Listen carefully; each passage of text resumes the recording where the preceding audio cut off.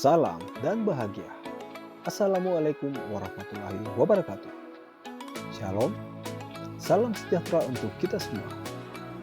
Saya Yusriandi, calon guru penggerak Angkatan 11 Kota Sorong. Pada video kali ini, saya akan memaparkan video tentang koneksi antar materi modul 1.4 Budaya Positif.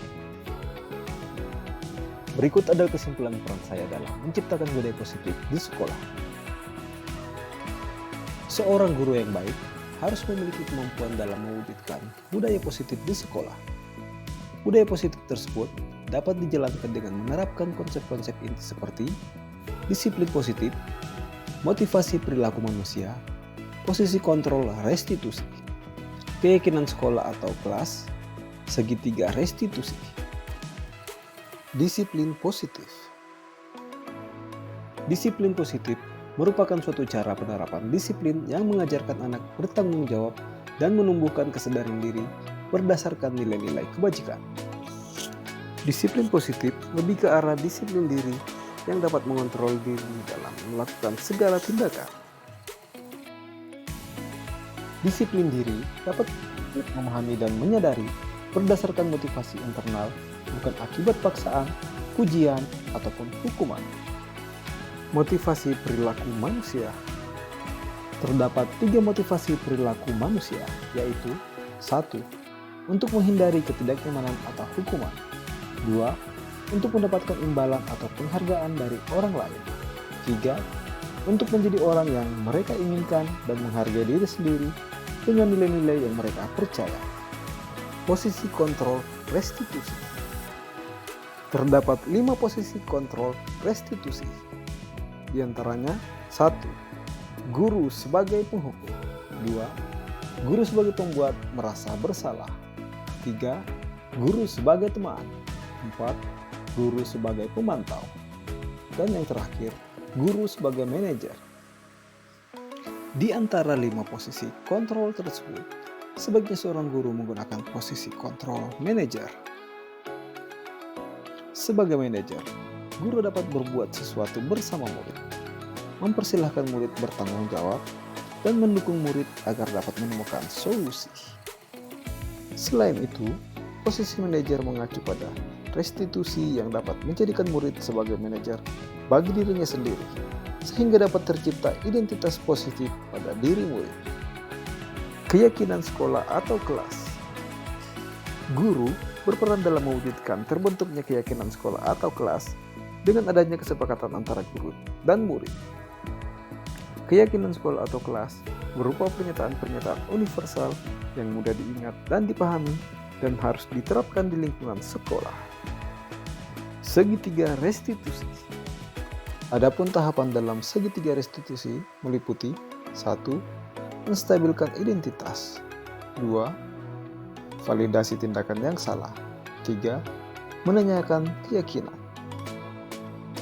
Dalam melakukan menstabilkan identitas, dilakukan berdasarkan prinsip bahwa membuat kesalahan adalah bagian dari proses pembelajaran yang nantinya akan menggeser identitas gagal ke arah identitas sukses. Dalam validasi tindakan yang salah, dilakukan berdasarkan prinsip bahwa setiap perilaku berupaya memenuhi suatu kebutuhan tertentu, sehingga guru atau orang tua akan bergeser dari pemikiran stimulus respon menjadi proaktif, serta akan menjadi lebih mengenali dan mengakui kebutuhan murid atau anak.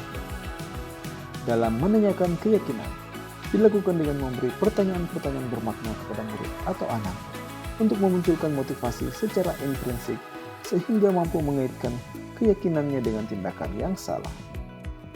Keterkaitan antar materi.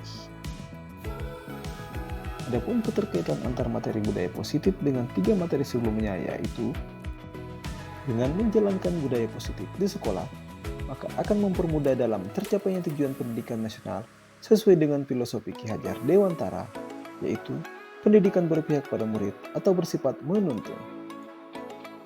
Selanjutnya, budaya positif dapat terwujud jika seorang guru memiliki nilai guru penggerak, di antaranya berpihak pada murid, mandiri, reflektif, kolaboratif, dan inovatif. Selain itu, guru juga harus memiliki peran sebagai penggerak dalam membangun budaya positif di lingkungannya. Salah satu perubahan yang diinginkan sesuai dengan visi guru penggerak adalah terbentuknya budaya positif agar terciptanya sekolah yang nyaman, aman, dan berpihak pada murid sesuai filosofi Ki Hajar Dewantara dan profil pelajar Pancasila. Refleksi.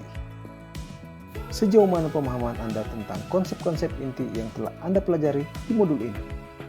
Adakah hal-hal yang menarik untuk Anda dan di luar dugaan? Saya telah memahami konsep inti dari modul 1.4 budaya positif.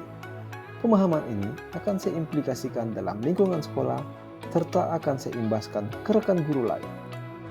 Adapun hal menarik bagi saya dan di luar dugaan adalah keterkaitan langsung antara budaya positif dengan peningkatan kesejahteraan mental, emosional, dan perubahan sikap peserta didik.